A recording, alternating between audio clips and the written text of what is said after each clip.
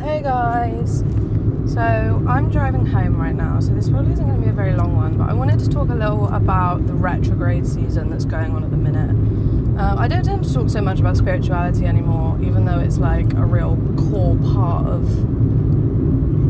everything I speak about will have roots in spiritual beliefs, just because that's like the way my mindset is. And at the minute, I'm not an astrology girl in the slightest, but I am aware we either have 5 or 6 planets in retrograde at the minute, and considering there's only 8 planets, that's quite a lot. If you don't know what a retrograde is, I'm going to try my best to explain it off the top of my head, but research it before you use me as your reference, because I kind of don't know what I'm talking about. Like, I know what I'm talking about, but I'm driving the wrong way. Oh no, I'm going back to work. Sorry. Yeah, I kind of do know what I'm talking about, but at the same time, like, don't be upset if I've explained something wrong and then someone's like, that's not right.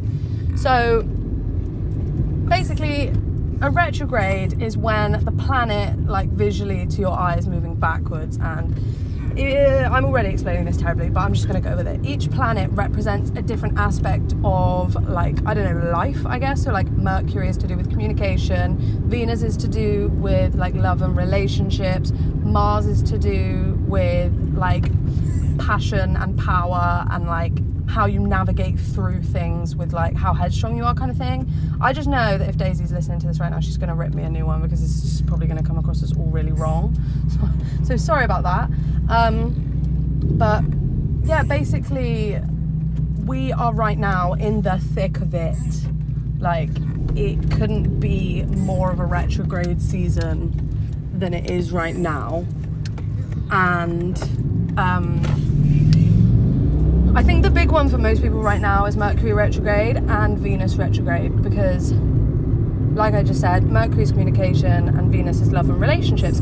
So the fact that they're both sort of in a retrograde at the same time means that our relationships are kind of gonna, I say, take a toll. I find that retrogrades are a really useful time to help us acknowledge our triggers. So an example for me is recently, all of my relationships, because it's Mercury retrograde, old relationships come back round. So I've recently been reconnecting with a lot of old friends, and a lot of people I haven't seen for a really long time, which is really, really nice. But it's also making me sort of realise why those relationships came to an end in the first place, and triggers are potentially being brought up in relationships, not these old relationships, but new relationships, that are making me realise why these old relationships ended and why they didn't need to end. So, like, kind of self-reflection on my part. I also find with Mercury retrograde as well, the sort of pop culture mindset of it is like, everyone's wronging me and I'm so upset and I'm emotional, and like, it's a little bit deeper than that. Like, you kind of have to, I'm not saying you're doing everything wrong in terms of Mercury retrograde, but what I am saying is that I feel like a lot of times when we're triggered by something, there's a reason for that, you know, and it's not always because someone else is trying to wrong you or someone else is trying to upset you or aggravate you. It's just that at this time, specifically as well, like, we've just had a full moon, like a super full moon as well, in Pisces, and Pisces is a water sign, and water signs correlate with basically crying all the time. Again, I know that's so not accurate, but that's just the way my brain perceives it.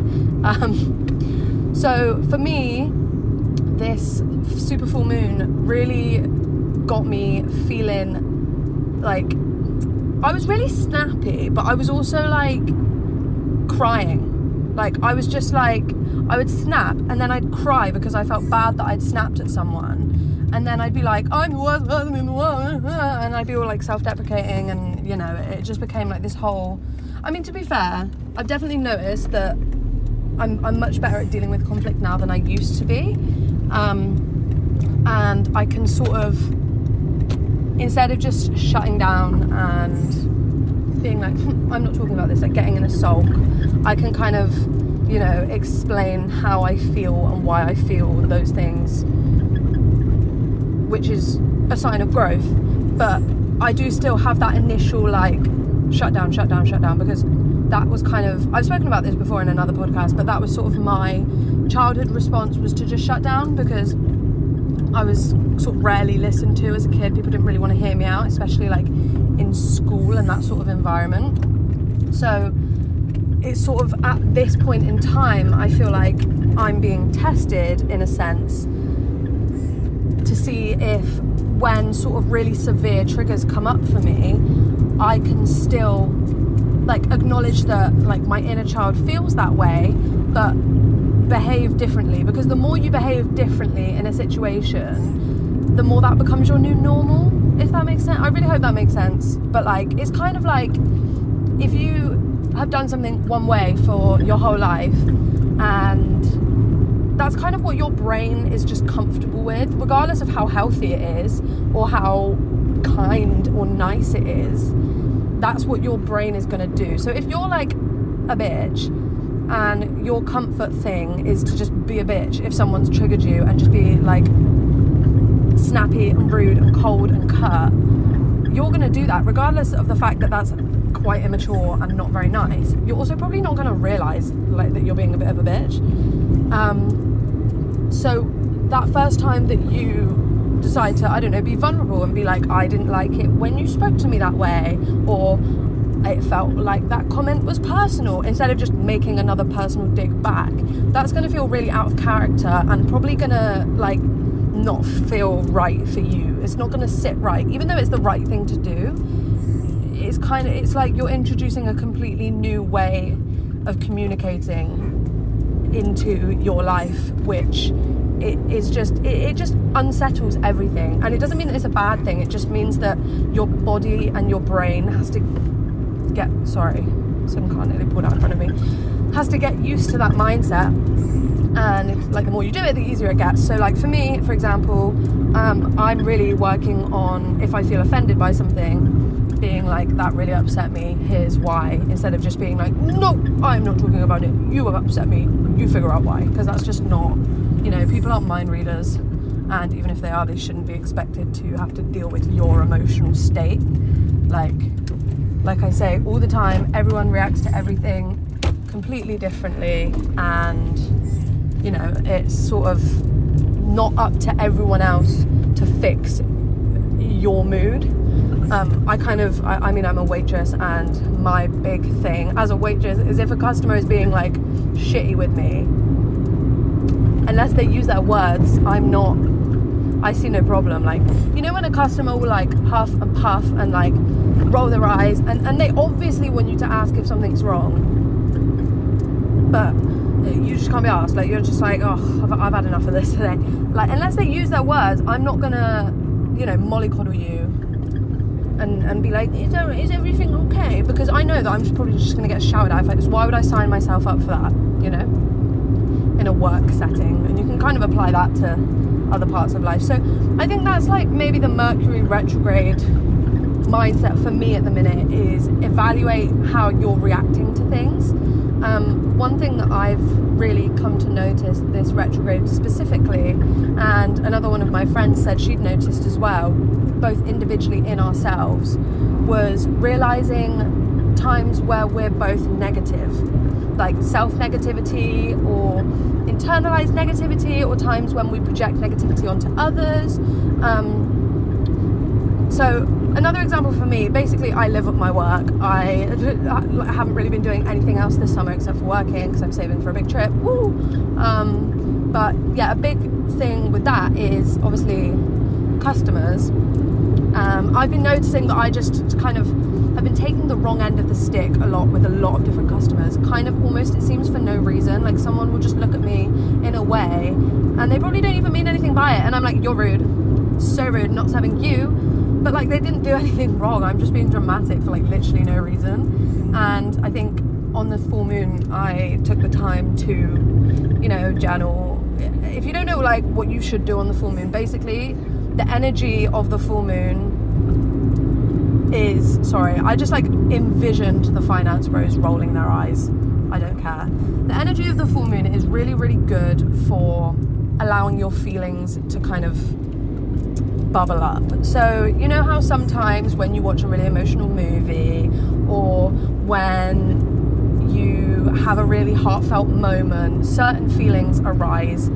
That movie has triggered an energy change in you, and the moon is basically the exact same thing. It triggers an energy change that incites different types of emotions. I feel like that was a really nice way to put it that might make it more understandable for people that are like, but it's the moon.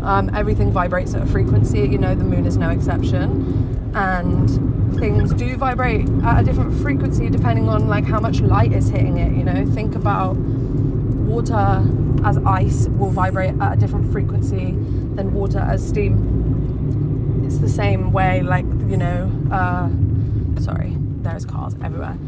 You know, a new moon and a full moon have very different energies. It's still the same moon, but the light is completely different. I'm just trying to explain it to people that probably like maybe don't have as deep of an understanding as why, because the full moons really affect me. Like, I am a crier on the full moons all the time, and I feel like trying to explain that to people, like why, is really difficult.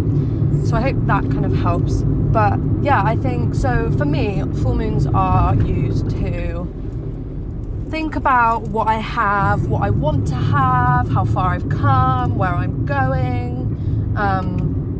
I just find it a really, really beneficial time to sit down and reflect. And it sort of also ensures that at least once a month, every single month, I'm giving myself an opportunity to reflect upon myself.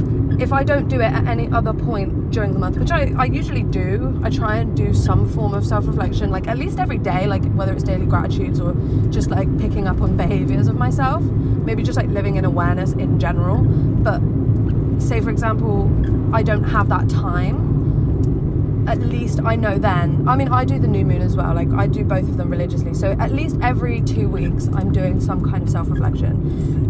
So I write down things that I'm grateful for that I've received this month, things that I'm not happy with in my life at the minute and wish that I didn't have, things that I want to release, things that I do currently have in my life that I think aren't beneficial for me.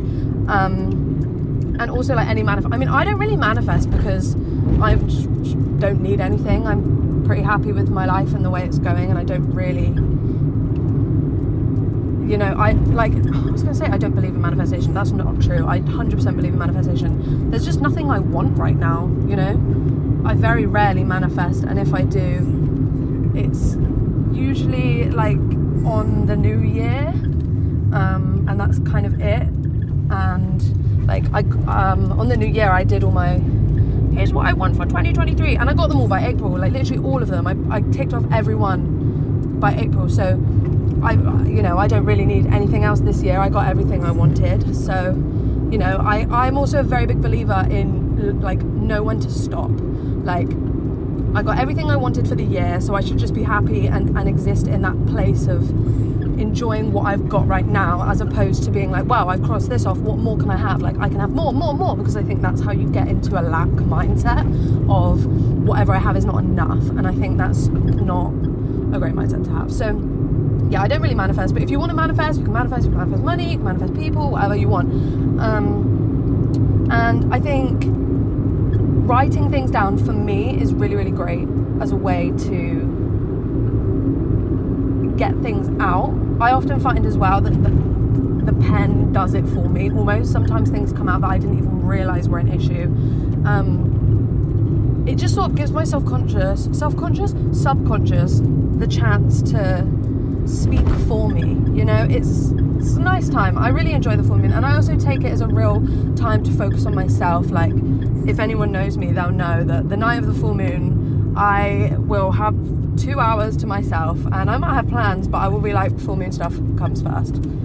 That's just the way, you know. I think that's just the way that my brain operates. But I found it to be really beneficial for keeping me like on track and keeping me grounded. So I highly recommend to do that. If you haven't done that this month, the new moon will be coming up in 2 weeks. New moons are to set new intentions. So imagine the full moon is like the peak of the month. So it's like